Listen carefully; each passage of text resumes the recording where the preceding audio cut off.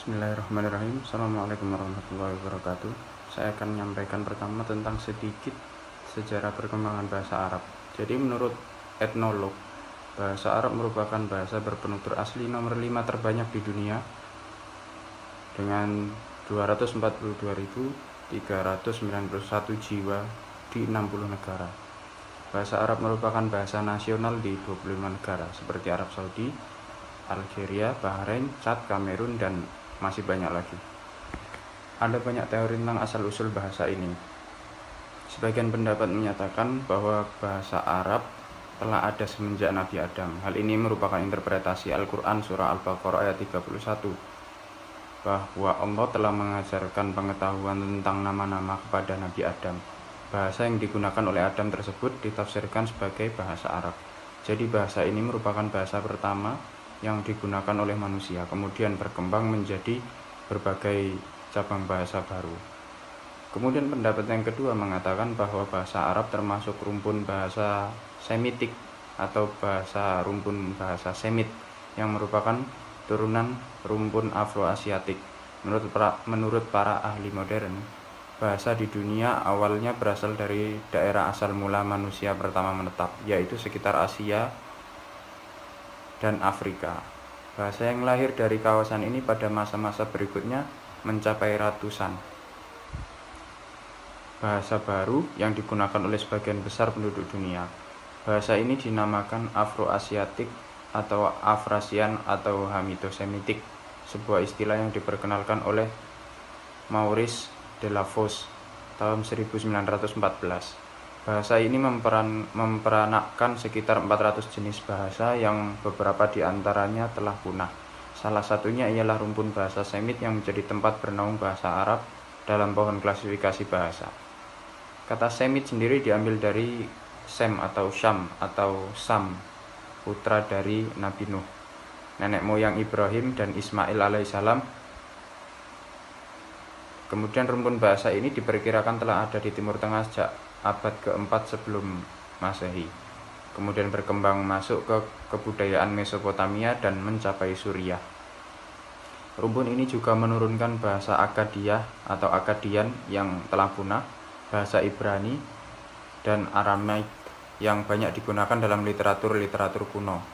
Abdurrauf bin Dato' Hasan Ashari dalam Sejarah dan Asal-Usul Bahasa Arab, satu kajian linguistik sejarawi, Britannica Journal of Sky, dan HUM 2014 menguatkan pendapat tersebut.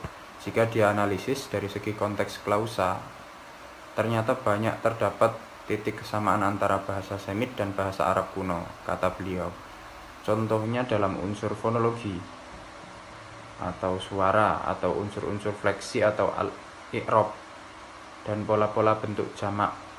Penelitian menunjukkan bahasa Arab juga memiliki banyak kesamaan dengan bahasa Ibrani, yakni bahasa yang sesama dari rumpun Semit.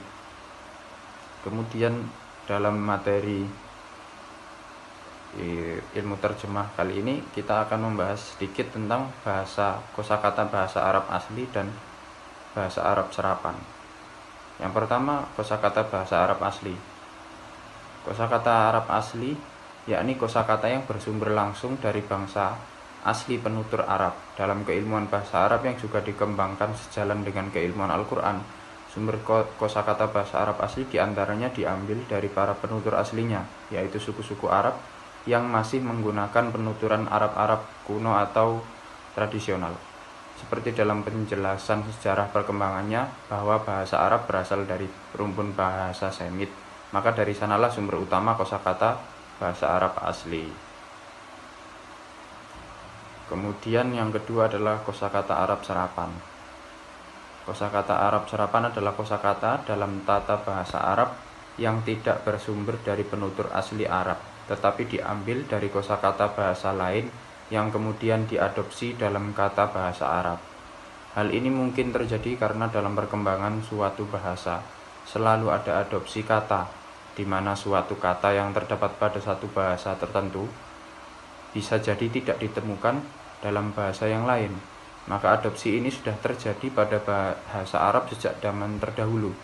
seperti dari bahasa Ibrani, Persia, Romawi, Yunani, dan sebagainya, hingga berkembang sangat pesat seiring munculnya banyak istilah pada zaman modern.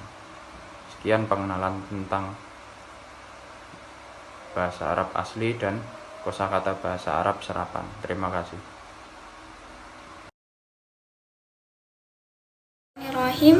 Saya di sini akan menjelaskan beberapa karakteristik bahasa Arab serapan dan juga kaidah yang digunakan untuk menghasilkan bahasa serapan Arab sebagai berikut. Yang pertama adalah karakteristik kata serapan Arab.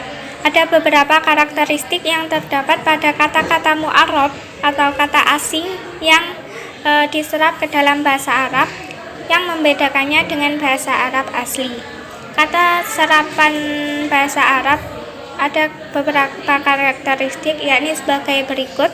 Yang pertama adalah kata tersebut menyimpang dari pola wazan bahasa Arab seperti kata iblis. Yang kedua, kata tersebut diakhiri oleh huruf za yang sebelumnya terdapat huruf dal seperti kata muhandizun. Lalu kata tersebut zal diganti dengan huruf sin menjadi muhandisun yang artinya insinyur. Yang ketiga, terdapat huruf jim dan qaf dalam satu kata seperti manjanikun yang artinya perkakas perang. Selanjutnya, terdapat huruf shad dan jim dalam satu kata seperti sonjun atau alat musik. Yang selanjutnya adalah terdapat huruf jim dan to dalam satu kata seperti tojan atau kuali tempat menggoreng. Yang keenam, terdapat huruf sin dan zal dalam satu kata seperti sarijun. Yang selanjutnya adalah kata tersebut dimulai dengan huruf nun yang diikuti oleh huruf ro seperti narjisun. Yang terakhir, kata rubai dan khumasi yang tidak mempergunakan huruf-huruf zalakoh, yaitu huruf ro, nun, fa, dan lain-lain. Contohnya kistosun. Selanjutnya adalah kaidah pembentukan kata serapan bahasa Arab. Beberapa cara yang dilakukan dalam membentuk kata atau istilah baru dalam kata serapan Arab antara lain adalah penyerapan dan penerjemahan. Selanjutnya yang pertama adalah penyerapan kata maupun istilah. Setelah diserap, kata maupun istilah asing tersebut mengalami perubahan fonologis sesuai dengan ketentuan dalam bahasa Arab. Misalnya, kata-kata yang diserap dari bahasa Inggris ditranskripkan dan disesuaikan dengan pelafalan yang biasa atau lazim dalam bahasa Arab. Contohnya, kata mobilai ditranskripkan dengan mobilai. Lalu terdapat contoh-contoh yang lain seperti untuk kata is dan er diserap dengan penambahan ya nisbah. Contohnya patologis menjadi albatologi. Yang kedua, untuk kata sifat yang berakhiran dengan an, ik, al, dan if diserap dengan penambahan ya nisbah seperti fenomenological menjadi alfenomenologi.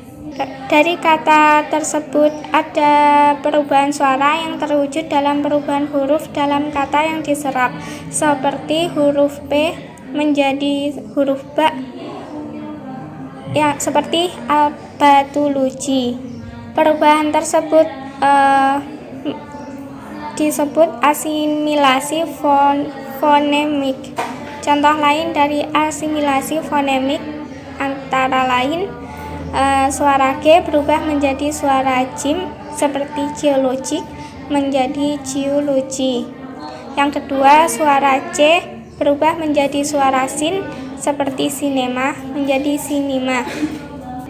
Yang ketiga, suara T menjadi tak dan to seperti tomato menjadi tomatum dan titanium menjadi titanium. Yang selanjutnya, suara PH menjadi fa seperti filologi menjadi filologia. Dan masih banyak lagi contoh lainnya. Yang selanjutnya adalah penerjemahan.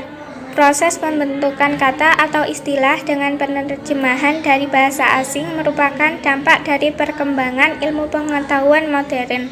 Di antara contoh penerjemahan tersebut adalah sebagai berikut. Yang pertama adalah kata ilmu atau logi diterjemahkan dengan logia. Misalnya, fonologi menjadi fonologia, filologi menjadi filologia, dan masih banyak yang lain. Selanjutnya, kata ism dan ich diterjemahkan dengan iya. Misalnya, eksistensialisme menjadi wujudiyah dan politik menjadi asiasia. Yang selanjutnya adalah untuk imbuhan prefiks dan akhiran surfiks. Di antaranya adalah kata mono diterjemahkan dengan kata ahadi sebagai unsur awal, seperti monoklot menjadi al-lughatu ahadi. Kata pos diterjemahkan dengan ba'di atau khalfi sebagai unsur awal dan digabungkan dengan sebuah kata. Contohnya, pos dental menjadi asnani khalfi. Selanjutnya, kata pre atau pra diterjemahkan dengan qabla. Kemudian huruf yang terakhir yakni lam dihilangkan dan disambung dengan kata yang kedua. Contohnya, pradental menjadi kobasnani.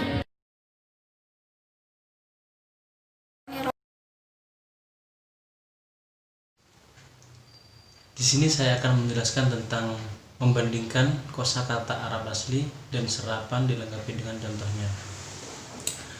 Perbedaan makna kata-kata bahasa Indonesia yang diserap dari bahasa Arab dengan makna kata sumbernya dapat dikategorikan ke dalam 3 macam. Yang pertama makna meluas, kemudian menyempit, dan yang terakhir perbedaan makna total. Yang pertama makna luas. Makna kata bahasa Indonesia serapan bahasa Arab dikatakan meluas apabila cakupan makna dalam bahasa Indonesia lebih luas daripada makna dalam bahasa Arab. Contohnya, kata jahanam dalam bahasa Arab berarti neraka, setelah masuk menjadi kosakata bahasa Indonesia maknanya meluas. Kata jahanam dalam bahasa Indonesia dipergunakan juga untuk mengumpat. Dan kemudian contoh lainnya adalah kata abdi dalam bahasa Arab pada mulanya bermakna budak laki-laki atau hamba.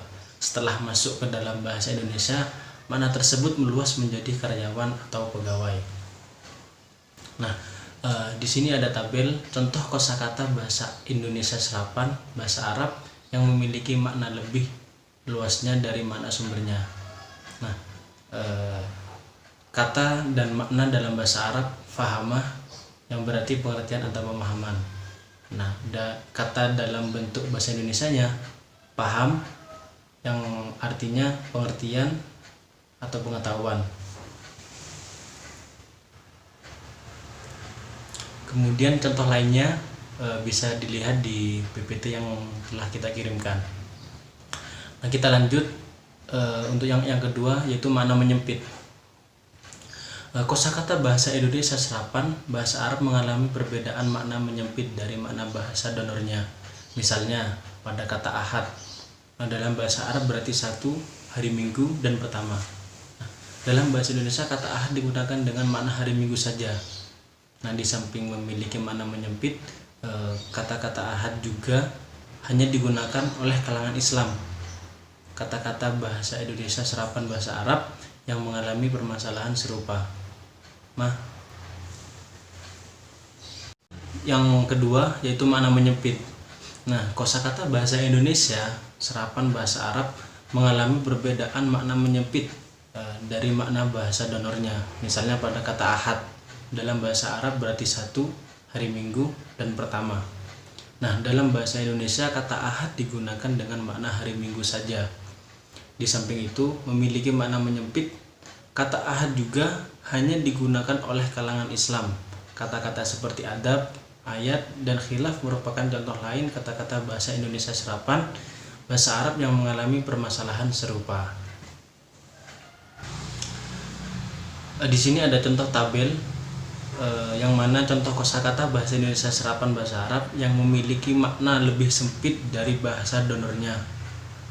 Contoh dari kata dan makna dalam bahasa Arab yaitu adab yang berarti etika, sopan santun, sastra, pendidikan, dan dari kata dalam bahasa Indonesianya yaitu adab, artinya etika sopan santun. Makna sastra hanya digunakan pada kalangan tertentu, Fakultas Adab YIN. Kemudian sisa yang contoh lainnya bisa dilihat di PPT yang telah kita kirimkan tadi. Kemudian yang terakhir yaitu perbedaan makna total. Padahal ini makna yang dimiliki sekarang sudah jauh berbeda dengan makna kata aslinya. Contohnya kata jahil misalnya. Dalam bahasa Arab berarti bodoh atau pandir. Namun dalam bahasa Indonesia jahil berarti usil atau jahat. Nah, kemudian contoh lainnya adalah haibat. Dalam bahasa Arab berarti disegani, yang ditakuti. Kemudian dalam bahasa Indonesia kata tersebut memiliki makna dahsyat, luar biasa, atau sangat bagus. Kosakata bahasa Indonesia serapan bahasa Arab yang maknanya berubah total dari bahasa donornya. Dalam bahasa Arab, kata humat yang artinya keputusan, sedangkan bahasa Indonesia dalam kata hemat yang berarti pikiran, pendapat. Mungkin contoh yang lainnya bisa kalian lihat di PPT yang kami kirimkan. Terima kasih. Alhamdulillahirabbil alamin. Semua materi telah dijelaskan dari teman-teman yang lainnya. Nah, saya di sini hanya menambahkan kesimpulan sedikit tentang materi presentasi ilmu terjemah pada hari ini. Baik, tadi Mas Abil telah menjelaskan tentang sejarah bahasa Arab, yang kemudian ada juga pengertian tentang kosakata asli dan serapan. Nah, perlu kita review lagi pada kesimpulan kali ini, yakni kosakata asli merupakan kosakata yang langsung dari penutur bangsa Arab. Kemudian jika kosakata yang serapan, maka kebalikannya, yakni tidak langsung dari penutur bangsa Arab dan mengadopsi dari bahasa lainnya. Sama halnya dengan bahasa Indonesia. Bahasa Indonesia juga tidak jarang yang mengambil dari bahasa-bahasa yang lainnya. Misal seperti kata-kata faham. Nah, itu kan dari bahasa Arab, yakni fahmun atau fahama. Dan masih banyak lagi kata-kata serapan lainnya. Kemudian Mbak Ain juga menjelaskan tentang karakteristik bagaimana makna serapan dan makna asli tersebut. Sudah dijelaskan secara gamblang dan teman-teman bisa langsung mencari atau membaca lagi di PPT. Kemudian ada juga Mas Haikal yang menjelaskan bahwasanya dalam penerapan kosakata ini ada 3 hal, yakni yang pertama ada makna yang meluas, kemudian ada makna yang menyempit, kemudian yang ketiga ada makna yang mengalami perubahan makna total. Nah, jika yang meluas dikatakan meluas apabila cakupan makna dalam bahasa Indonesia ini lebih luas daripada makna dalam bahasa Arab. Contohnya juga sudah dijelaskan sebelumnya. Kemudian dikatakan menyempit karena hal ini mengalami sedikit perbedaan dari makna donornya. Nah, dikatakan mengalami perbedaan makna total. Kenapa? Karena memang makna asli dari makna serapannya itu sangat berbeda jauh. Begitu. Nah, oleh sebab itu yang kalian bisa ambil, yang kalian bisa baca lagi itu ada di PPT mengenai contoh-contohnya. Baik teman-teman maupun Ustadz bisa mereview kembali, membaca kembali. Dan apabila ada kesalahan dari kelompok kami, bahkan ataupun ada kekurangan di sana sini, kami mohon maaf sebesar-besarnya. Saya Fida Rofika Miladiah dan teman-teman kelompok 8 yang lain seperti Mas Haikal, Mas Abil dan Mbak Ain mohon maaf atas segala kesalahan dan terima kasih atas segala perhatian. Wabillahi taufiq wal hidayah. Assalamualaikum warahmatullahi wabarakatuh. Semoga bermanfaat.